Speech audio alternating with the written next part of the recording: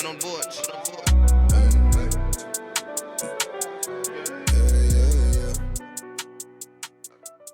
Let's go! The station that keeps it rocking 24/7. Ladies and gentlemen, Grizz my 2 cents. Let's give me a round of applause. Grizz my 2 cents. We back up in this mug. You know what? I'm going to keep it 100 for you. You know, this is my first time doing this right here. But this episode is going to premiere Wednesday, 7 p.m. as usual. So it's pre-recorded, so no call-ins or whatever, but you can comment and leave what's ever on your mind in the comment section. As I said, it's Wednesday to Wednesday, and everything happens between Wednesday to Wednesday. And it's no different. There's so much to talk about. These rappers getting killed and indicted and all types of stuff, and then the student loan crap, and it's just a lot of shit. Sometimes it's regurgitated shit. But that's what it is. Excuse my French. I know they want me to tone it down a little bit, but that ain't how we do. It is what it is. But I'm excited about this Wednesday, our guest, because we have 5 people in the city of Cincinnati whose passion is movie making, film creating, videos, and all types of things. And like everyone else, but not like everyone else, we like to give people from here their due just shine. Not their flowers, not their $1,000,000 of the game. It's all respect, so it's all the same. You know what I'm saying? Showing black folks this type of love.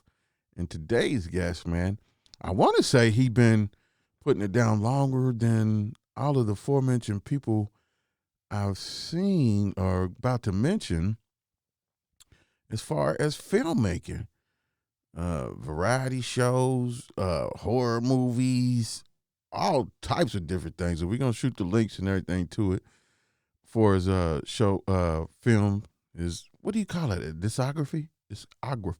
Anyway, ladies and gentlemen, without further ado, let's give a round, loud applause for today's guest, filmmaker, director, extraordinaire, Mr. Lee Zellars.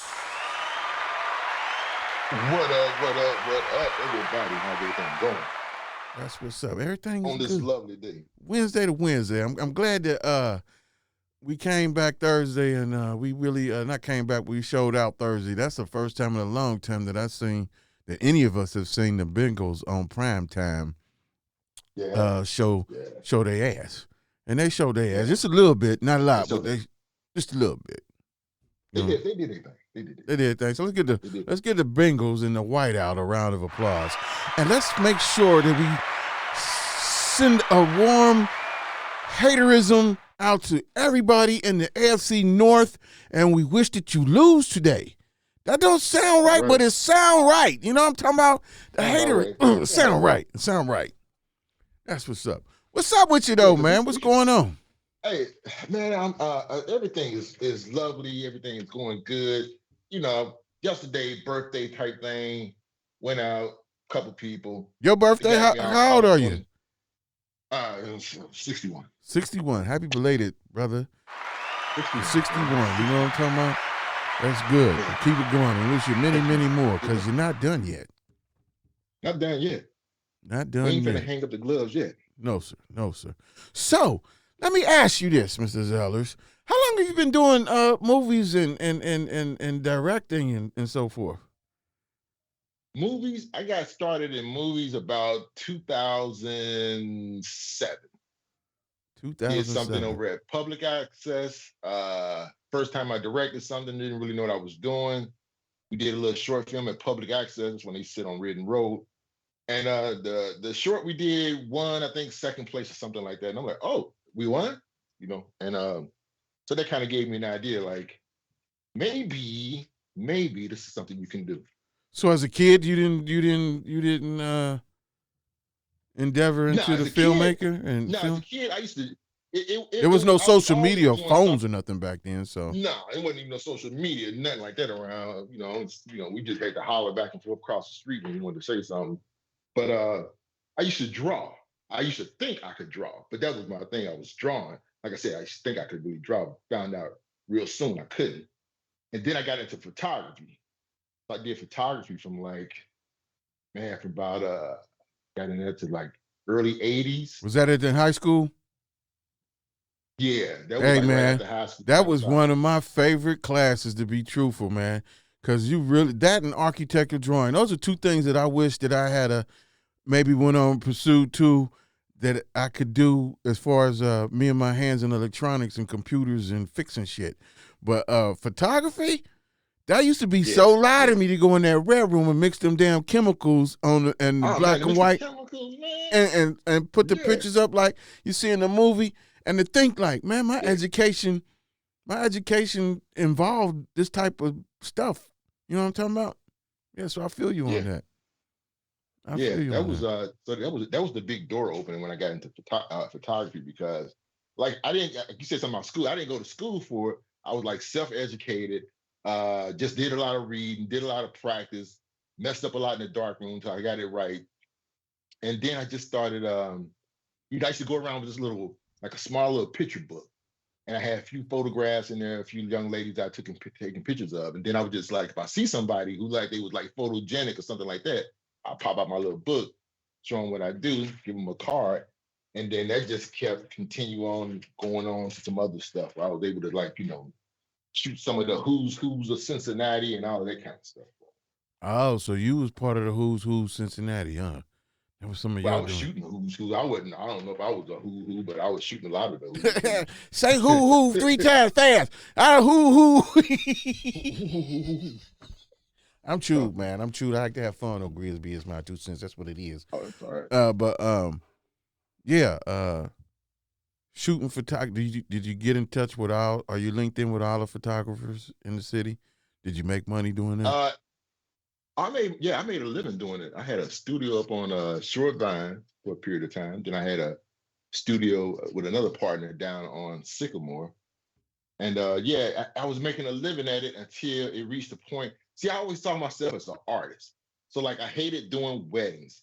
I hated doing some kind of convention and stuff like that, or speaking engagements or whatever. How could you be an artist and hate taking pictures of wedding? That's the beautiful thing in the world. Well, yeah, that's more. I always saw those things more as a job. That's more like work. Oh, okay. That's like to get the money. Okay. You can get creative and do stuff there, but it's nothing like being in a studio where you set up your backgrounds and your props and all that kind of stuff and play around with your lights and get creative. Right. That's the artsy part of it. That's the thing I like to do. That was what I like to do the most, was that kind of stuff. Okay. But the other stuff was work. The other stuff you had to do that to pay the bills. Right. Okay. I got you.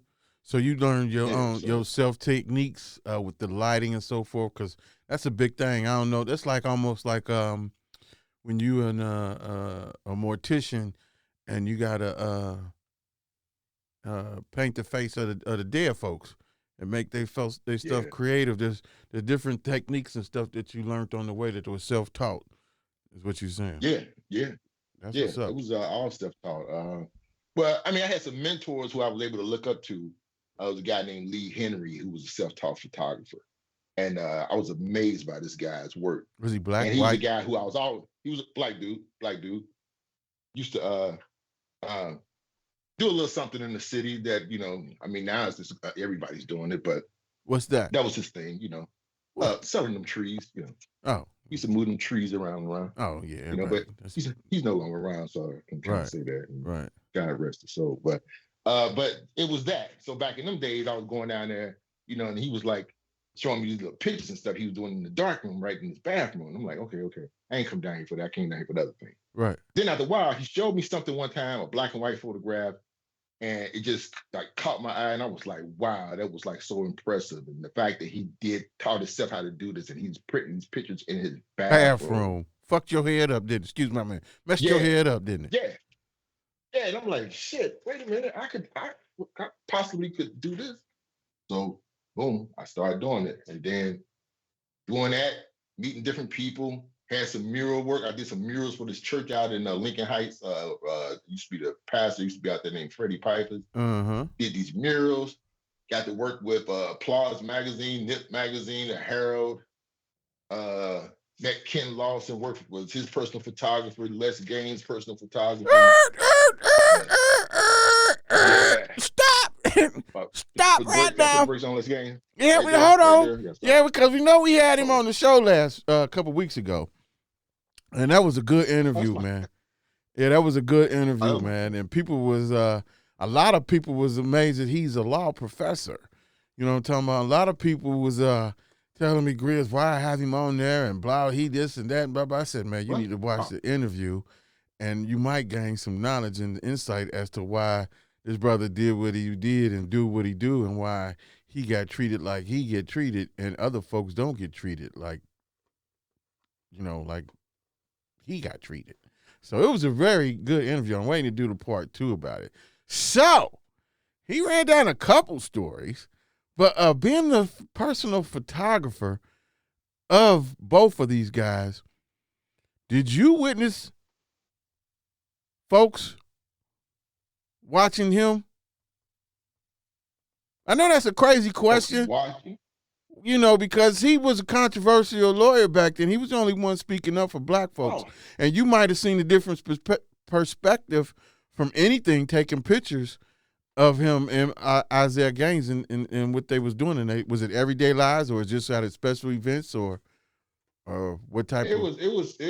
I was down there fairly frequently because there was a lot of stuff going on. They had a lot of cases and stuff like that. Sometimes I go and photograph where a crime scene took place. Sometimes I had to go to the city morgue. Wow. And shoot pictures of dead folks. That was. How did you feel about that? The first couple of times I did it, it didn't bother me. It was the last, I remember it was the last gig that I did for him regarding shooting something at the morgue. And it was a guy, and I'm usually bad at names, but when it's something that just, stuck in my brain that won't go away, D'Amico Watkins. Photographing him was hard because I knew a little bit of the background story, and connecting that with the pictures and seeing his body and what happened to him. Yeah, that was kind of tough. Wow. Was he killed by the hands, rest in peace? Was he killed by the hands of another black man? No, I think it was some Aryan Nation type dudes in prison. And Lawson was trying to do everything to get the brother out because he was just a lookout or something like that. And he shouldn't have been in there. And so some kind of way these Aryan Nations had it in for him. And you could see that the brother was trying to defend himself, because that's when I learned about, defensive wounds, when you're seeing people with cuts all in their hand, meaning they had their hands up trying to block stuff. So he had all these cuts, man, stab marks in his hand. And the one that got me, though, when the guy said, I need to get some shots here of his head, when he moved his head around, I was like, oh, man. Oh, man. That was, Wow. Yeah, but it was, part of what I had to do. I had to get the pictures and get them to my man. So it was good you didn't see too many of those, though, did you? No, I think I only did about 4 of those. That's enough. 4 is enough. Yeah. Anyway, let's give you a round of applause. Which was fun. I mean, the good stuff was like doing the posters. The posters he would do every year, the calendars, and some of the other creative stuff we would do. Yeah, that was. Did you witness any of the hate on him? And oh man, yeah. It went from, they couldn't love this brother enough. And then we all sometimes have things that happen in our life that, changes our course. But, sometimes we be so quick to want to judge and persecute a person. And so I saw all that. But to me, I work with him. I know him personally. I know the kind of man he was. So all the stuff that people were saying, all that, I never saw him like that. Right. I never saw that type of thing. That kind of hate. Nowhere in my heart towards the brother, because the brother was a good brother. Right. The good brother. Right. I told the one lady, He she helped, could. helped many folks out here, man. He helped the Let's give dude him helped else a lot another of round of people. applause because that is true. And like I Yes, was telling the yes. sister, like, look, I don't know your situation, and she was upset that he defended another brother who killed her son, I believe. So, and like I couldn't Yeah. understand. I don't understand your pain, but I can imagine what you're going through and so forth and so forth. But, ma'am, I advise her to take it up with him and to view this interview and check out why he changed, why he would never do that again. You know what I'm saying? As far as representing another black man against another black man in cases like Right. that, because the Right. bottom line is they don't give a damn which one they get. They winning it all the way around the board. This one's gone, Right. and we're gonna put another one in jail. So that's where Yep. his mentality has switched. And thinking about that Mhm. and talking to you right now, and not to get off track, but I don't know if you paid any attention to that Charleston White guy that's on the. No. You don't. You do or don't. No, I don't know. Who Okay. Charleston White? Yeah, look him up one day when you're bored and on YouTube, and he's all over the social media. But this brother's the only Okay. brother going around in these cities. He's telling on these rappers who threatening him. He is going off on all the things that the ghetto and black people deem right, which is dead wrong. He's the only one, and Mhm. another person out there trying to stop this black on black stuff, man. It was so powerful. Now his techniques, and you know what I'm saying, I guess they have to be that way nowadays just for people to take notice. Because any other time we gonna keep doing what we doing, letting nigga ride on by, and the mentality never change. Right. So Right.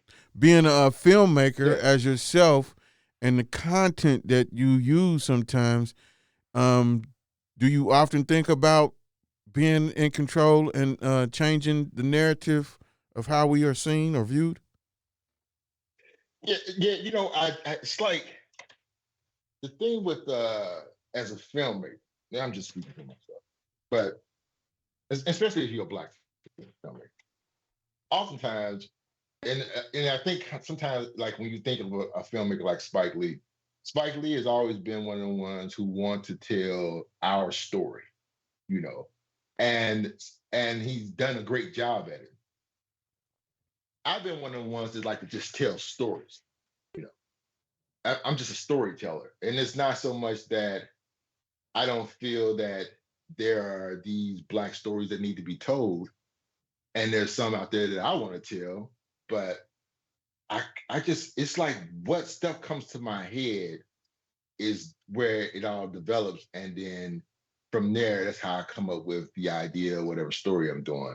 Like I'm about to start embarking on this story about this vampire, it's a black vampire, but all my stories were black actors, Right. and but as far as like Is this the the new one you got now? storytelling of Is this the one you shooting yeah, for now? the one I'm about to shoot now is called Sometimes She Bite. That's a vampire story. And then I just did this one called Chasing the Moon, which is on YouTube. If you put in Chasing the Moon 2040, boom, you're right there. Full Um, length movie. that story, full length movie. Well, that's actually 48 minutes, so it's like considered a short story. A short story. It's Okay. like 48 minutes. Yeah. So But you heard yeah, that, but you people. but Go ahead. now what I wanted to say was oftentimes, and I see this sometimes when I'm reading some of these posts in some of these film groups, especially the black film groups. Oftentimes, as a black filmmaker, most people like, you need to be telling our story because you make movies and you need to put our stories out there. I get that. And I'm like, there's a lot of black filmmakers that's doing that. But we also need to have filmmakers that just tell stories, sci-fi, action, whatever, thrillers, because we're not so pigeonholed or so our thinking our we got blinders on or whatever where we can't see beyond that to see other stories being told by other black filmmakers. So it's like as a black filmmaker, sometimes you feel that weight on your back, like, you need to be representing us, you need to be telling our stories. And it's kind of like, I'm a storyteller, whatever story comes to my mind, that's the story I tell.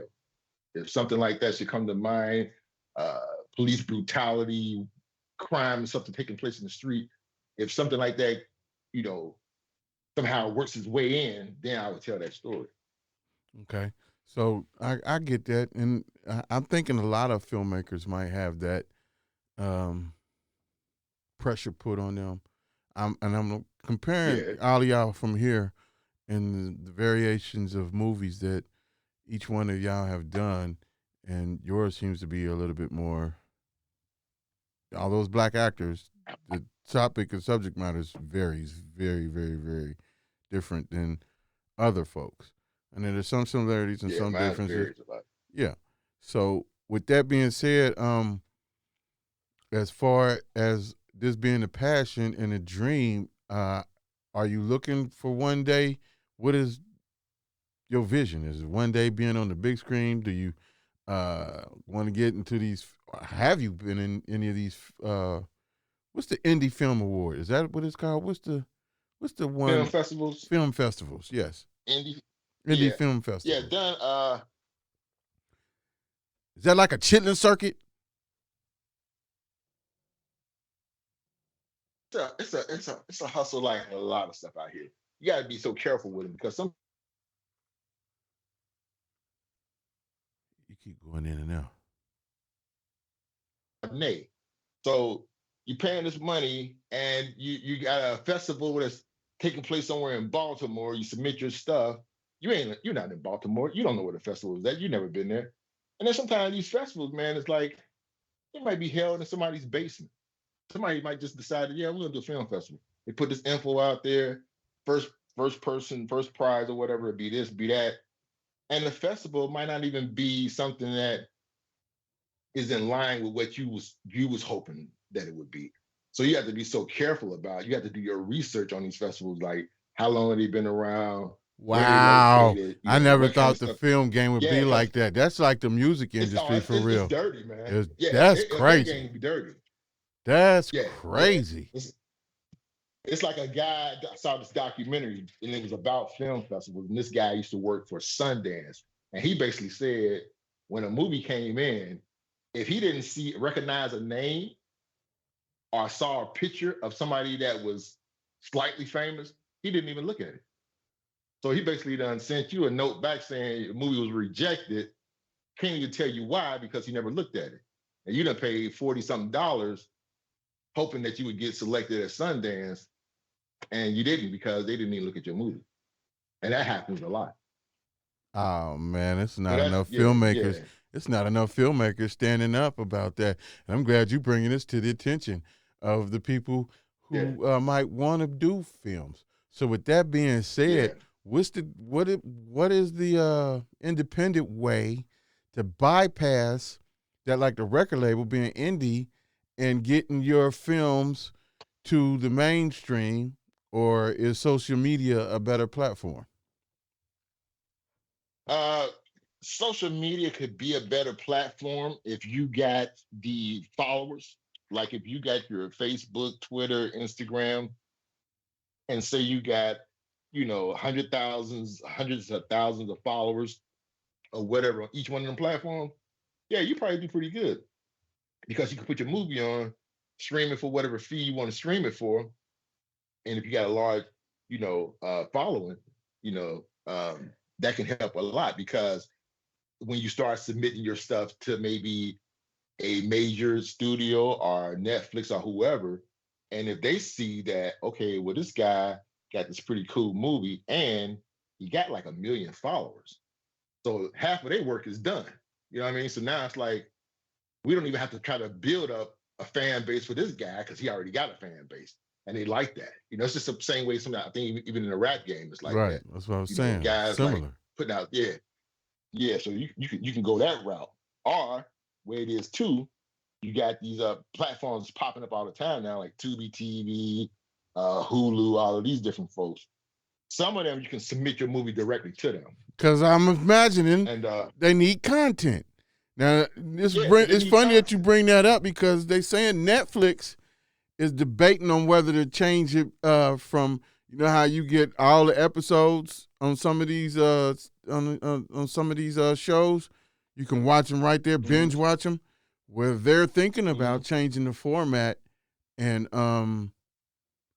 doing it week by week, and they're going to need more content. So that's awesome. I'm glad you said that because I be wondering how filmmakers are going to do it. Let me ask you this right quick. When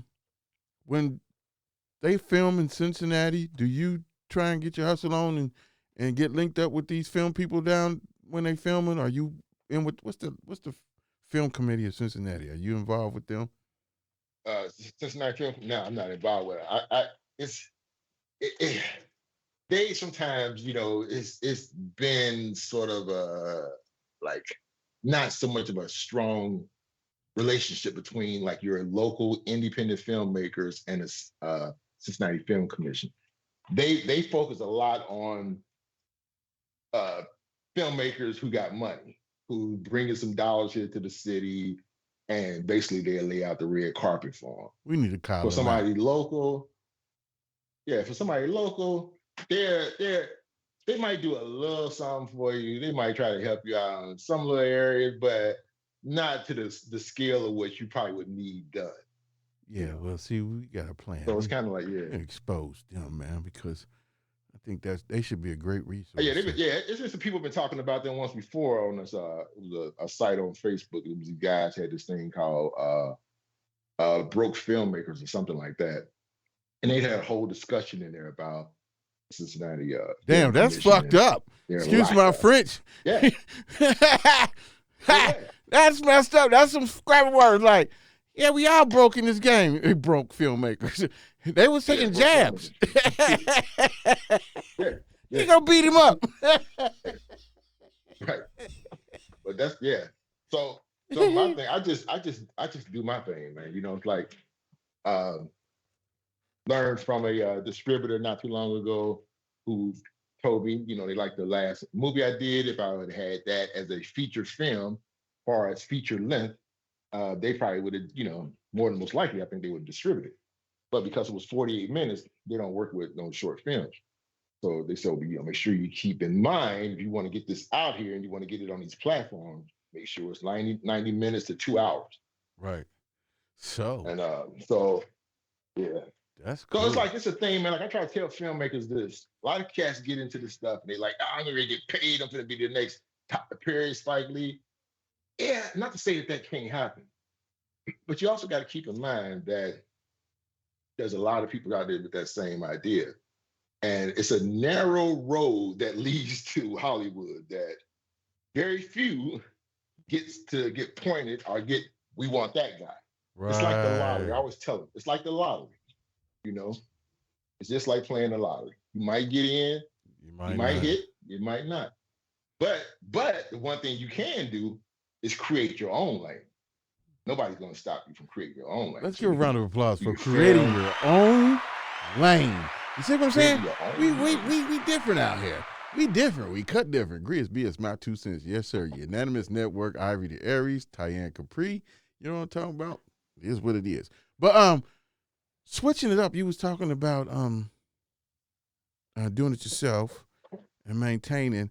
Now, being a part of a couple film projects, and I'm gonna shoot you the link to the one with EJ called The Mount that I was in. I did an extraordinary job. Let's give me a round of applause for my acting skills. Can we get a thank you?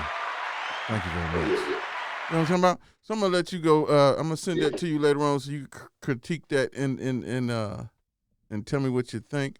But one of the problems that I see when people are doing films here, and I hate saying local, it's creative. Y'all creative. When they doing films here, that they have, I don't say issues. It goes back being the broke filmmaker of paying folks. Now I don't know. Some folks get the idea that they are superstars. Now, granted, I do pat myself on the back, but I also realize that like the music game, this film game, right now ain't nobody getting paid. So this might be a platform for somebody to see, to get this side. This beautiful side of mine. Get this gray hair right here. You know what I'm talking about? Can you please help me with and this? Then say, hey, we need that guy. You know what I'm talking about? That's what it's about. Right. A lot of these folks Right. get in these films and think they want to get paid, that they deserve this, deserve that, and sometimes these projects don't come to light, or when they do come to light, they're not being promoted the right way, or whatever. How do you overcome that situation when it comes down to paying folks for the movie and that process, if you don't mind? Yeah, sometimes the thing with it is they don't always pay. And a lot of times that's gonna be the struggle filmmakers because you need They did what? You got to repeat that. You can fade it out. Wait a minute. Go back. fade out. Now you're back. So what happens? You said most of the time. What? Well, most of the time, actors. And sometimes actors, they need money. We all do. So the problem becomes, how do I pay you and pay all these other folks who I got in this movie? That's where it gets tricky. Because if you don't have a budget, or if you ain't got a job, I'm just paying you enough money where you can say, well, I can pay you this much, on payday, then you kind of stuck. I have some creative ways that make some ends when they doing films with me. And one is sell tickets. And people think like, I ain't selling no tickets just for you to make money. No. When you sell the tickets, I'm allowing you to keep The money. half of the money. You said half. And just bring me half back. Okay. That's how they do it. That's how they. Yes. That's How what they I do it when as long as they, and people tell me about that, as far it's the music and the film game go hand in hand, like pimping and hoeing. So that's the same type of Right. mentality. If you don't got the money up front, if you the promoter and you don't got the money up front, and the artist wants to get paid, because by law of the game, the promoter should be paying the rapper from here to be on stage to open up. It should not be the rapper paying the promoter to rap on the stage. It shouldn't be that way. It should be the other way. The promoter need to step his game up. And one of the ways, if you don't have it upfront money, drug money, whatever money it is to push in your promotions, then you have to come up with creative ways. And that is one, selling tickets. Because my next question was, how do you determine the pay of an actor, especially an actor from here? What is your resume? And this is when I would get professional with they ass. And let me see your resume. Like, I'm getting ready to send you one link, so that'd be one I put on my resume as far as my acting skills and so forth, and determines my rate of pay. How do you determine an actor's rate of pay in Cincinnati? Well, what I do a lot of times, because you have some kind of actors and say, I want to be a part of your film, blah, blah, blah. But how much I'm gonna get paid? So my question be sometimes is, let me ask you this. How much was you paid for the last film you was in? And oftentimes it's like, this is my first film. So if this is your first film and it's the last film you did, you didn't get paid nothing, why do you think you can come to me and demand a certain fee? Right. So that's how I come as like, what I do is I let them know up front. We don't have no budget. We ain't got no money. I'll be spending more money on catering than probably what I. Right. So, but in the end, when we get this thing done and we get ready to show it at the theater, that sit 200 something people, and we do 2 showings, and we selling tickets for like $20, and I'm letting you keep half. You sell what? 5 tickets? You made $50. Sell 10, you done made 100. You get out there and get your hustle on, you can make some money. Right. Now that's not everybody. Everybody ain't got the hustle game about them. So then those folks who like, well, I don't want to get out and sell tickets. or whatever, then it's kind of like, well, I don't know what else to tell you about as far as the money thing, because that's how we doing this. But then So, some people, they'd be cool with that because they're like, well, you know what? I'm doing it because I want the experience. I want the exposure. So they'll do it for those reasons. so do you have contracts for them? Oh, yeah. Everybody signs a contract. I don't let nobody face come across the screen that ain't signed a contract. Now, let me ask you. I'm gonna keep it 100, Yeah. Mr. Music and film industry. The same pimping is as pimping does, and not that you want to pimp our people or pimp anybody coming towards involved in your projects, but me personally, I said this on the last podcast about contracts. Are they keep it simple, or are they thick? Like you just described to me the conditions in terms of which a person can and cannot get paid from being in the film industry working on a Lee Zellars film. So, with that, is each contract specifically customized to each unique situation?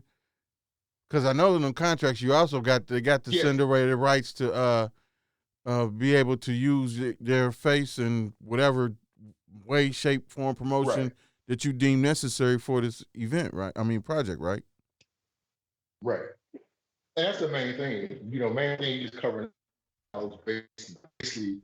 And when you sign this, I have the right to do whatever I want to with your in my film. Right. And you're fading in and out again. Go stand by the router.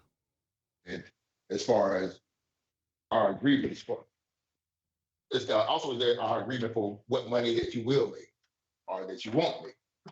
So There we you can be go. clear on that, because you got to make this stuff clear with people. Because Let's give a round of applause for being clear. I'm glad you like that, so people will know. I'm glad to get a chance to check this out and see that this is the proper way that it should be done. You know what I'm saying? Kudos. Because if you don't be clear on this, because you're going to show your movie somewhere to showcase cinema, or next thing you know, Netflix done picked it up, or whatever. In your world or whatever is talking about your movie on Netflix, and now all of a sudden that person is saying, "Hey man, see the movie's on Netflix. Seeing you had this big screen out to showcase cinema. I ain't getting nothing. Where my money at? Where my money at? In your that you wasn't getting money, or it stated that you was going to get your money by selling tickets. So that's why, you got to have that stuff. That stuff got to be all in. Signed on the dotted line. That's what's up, man. That's what's up. Because if not, you're gonna have a problem. You're gonna have a problem. You get a lot of people. I always try to make sure that you got a lot of people showing out to get in your films. I get quite a few people that like. See, what I hate doing like auditions. Auditions are like that stuff, like American Idol stuff, where you got these people coming up who trying to sing, but no good and well they can't sing, but they're gonna show up anyway. That's what open auditions are like when you're doing it for a film. You get all these people knowing good and well ain't nobody. You should videotape some of this shit and make bloopers of it, man. That could be a stress relief for you. Man. It's like you tell a person, right? It's stressful in itself, because you get these folks, like I said, man, they showing up, ain't never act before in their life, on the main part, and reading the scene that you gave them, like they're reading something out of a first grade school book or something. Tom went down the street, and then Tom knocked on the door. And it's like, come on, I just put some life into that. Show me some personality. So you need you gotta reach down and find something. See, that's the shit you videotape. So that's all. That's funny. Yeah. That's why what I like to do is like, a lesson I took out of the Spike Lee book was early. Spike would always, people complain about that. He always got the same people in his movies. He always got this. One thing with that is Y'all know each other work ethic and how y'all gonna do things together. That's a good So, point. and That's a working good with some of thing the that you same said, people though, right there, makes working the with some of the process a lot same. easier. Yeah, because in Hollywood, black Hollywood, black Yeah. TV, you see the same people, and they gradually worked them out. And a lot of it came, too, from the newer people that we've seen were on independent film movies beforehand. I can't think of some of these independent films that are picked up by majors, but a lot of these black actors now, because for real, it was the Morris Chestnuts, the Nia Longs, the what's her name? Love and Basketball, her. Queen Latifah, remember that area? The brown, all them era, that era of black actors where you couldn't see nothing with them in that group of projects, these projects that was coming out. And it's doing that way right now. And a lot of it has to do with the independent film that these people that came up and they on the BET shows now and so forth. So I guess there is, so you must get into a little niche. That's why you guys use the same people, huh? And because you don't want to do auditions. Yeah, and I do it because it's like, I don't like to do the open auditions, but like, it's because of social media and you have all these different film groups, acting groups or whatever. You can like network through there and like, get folks to, that you see in one of these groups, like, hey, that guy, he got a good look, she got a good look. Let me inbox them, let them know I'm doing this movie, see if they'd be interested. And so that works out. That allows you to bypass the open auditions where folks are showing up who know damn well you had no business coming through that door talking about you want to audition for a movie. So I try to like bypass all that and try to just go directly, go on some of these acting sites or whatever, film sites or whatever, and try to connect directly with actors who I may see on there, or just in working with some of the people that you already work with. Because they can tell you oftentimes, like, oh, I know this dude, he's acting, he's doing really good. Maybe you want to, try him out. So it's those little ways of building up your crew of people, your cast. That's what's up. Well, man, I'm not going to take up too much more of your time here. I appreciate you coming on the show and spitting game to us and dropping knowledge. Let's give filmmaker Lee Zellars another round of applause. He dropped a whole lot of game for those who want to be in the film industry and want to look up some of his projects. So shout out all where your projects and so forth is, where you can reach your films at. I always tell people that sometimes when people ask me, you got a business card? I'll be like, nah, I ain't got a business card, but just Google search my name. Okay. Google search my name. You'll see all the different little links, where I'm at, places where the movies are at, YouTube, Facebook. Just put in Lee Zellars. Hey man, Google search it and boom. We're gonna have to get open up the world. We're gonna have to get you up to speed on your promoting. Hey man, they got a link tree, man, where they put all that categories in one thing and just put that link up and everybody can go see you. We're gonna help you out because I like what you're doing, and I definitely gonna be promoting your new movie. She Bites is coming out soon, and Chasing the Moon is out now. Short film all over YouTube. Chasing the Moon's out now. Yep. So people can check that out. Yes, on YouTube, Chasing the Moon. Put in Chasing the Moon 2040, and it'll pop right up for you. Pop right up. Well, again, thank you, sir. And we about to end this show and get ready to get on to the Get On. Thank you. To the Wednesday. No problem. Appreciate you.